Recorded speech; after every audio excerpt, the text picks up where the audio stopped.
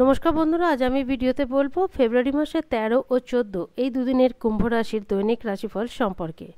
এই দুদিনে গ্রহ নক্ষত্রের স্থিতি কীরূপ থাকবে, কি যোগ নির্মাণ হবে, কি প্রভাব পড়বে আপনাদের দৈনন্দিন জীবনের উপর, সে কথা বলবো। এছাড়া বলবো এই দুদিনের স্বাস্থ্য, আর্থিক স্থিতি, পারিবারিক জীবন, দাম্পত্য জীবন, কেরিয়ার, চাকরি ও ব্যবসা, এই সমস্ত কিছুর উপর কী প্রভাব পড়বে। তাই রাশি যদি কুম্ভ হয়ে থাকে তাহলে অবশ্যই ভিডিওটি শেষ পর্যন্ত দেখুন।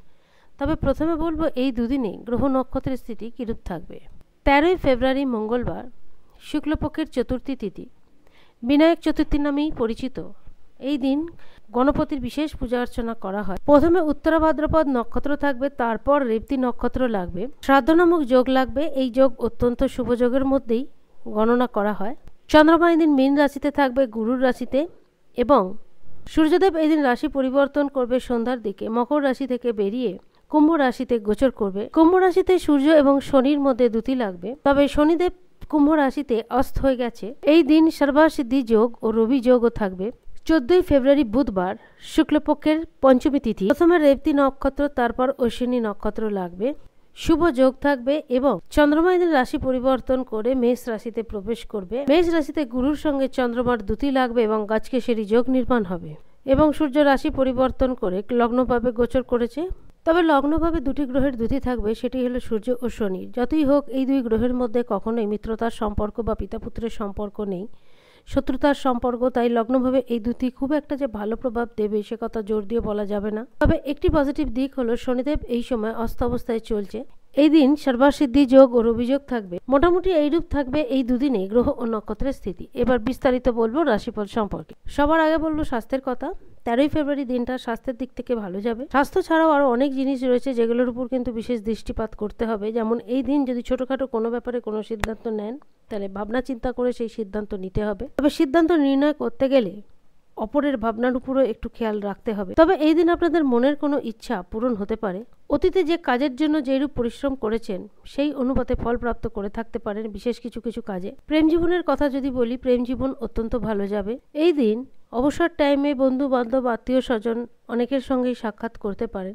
তবে এই দিন সন্ধ্যার সময় সূর্য তার রাশি পরিবর্তন করে আপনাদের লগ্নভাবে গোচর করবে। লগ্নভাবের ঘরে দুটি গ্রহের দুটি লাগবে ঠিকই, কিন্তু শনিদেব অস্ত অবস্থায় থাকায় সেইরূপভাবে শনিদেবের প্রভাব থাকবে না। তবে সূর্যের অধিক প্রভাব পড়বে। সপ্তম ভাবের অধিপতি হয়ে সে লগ্নভাবে গোচর করবে। আর্থিক দিক থেকে কিন্তু 13 ফেব্রুয়ারি দিনটা খুব ভালো যাবে। যারা ব্যবসায়ী বা যারা দোকানদারি করে থাকেন তাদের জন্য এই দিন চন্দ্রমা আপনাদের ধনভাবের ঘরেই থাকবে, তারপর রাশি পরিবর্তন করে আপনাদের তৃতীয় ভাবের ঘরে যাবে, যেখানে গুরুর সঙ্গে তার দুটি লাগবে।